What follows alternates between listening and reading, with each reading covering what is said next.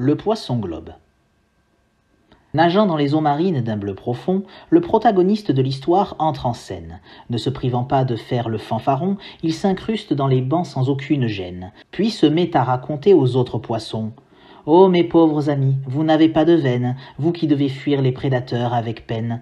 Moi il me suffit de gonfler comme un ballon et de faire affluer dans mes pics mon poison. » Tous les alentours connaissaient bien la rengaine du poisson globe, ainsi que sa prétention.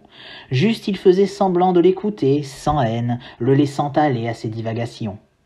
Mais un jour, un navire venu du Japon arriva dans l'espoir de remporter la mise. La gaieté se répandit parmi les pêcheurs à la remontée du filet. Avec ferveur, ils se mirent à clamer « Oh, la belle prise !» en observant le poisson globe à l'unisson. Il fut donc vendu à un grand chef sans remise, car en dépit de sa haute toxicité, c'est un mets particulièrement recherché.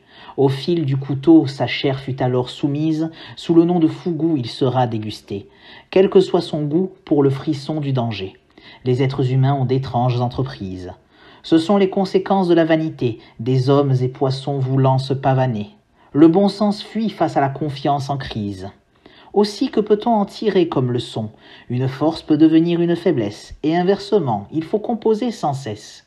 Certes, la fausse modestie n'a rien de bon, mais elle n'est pas prétexte à la vantardise.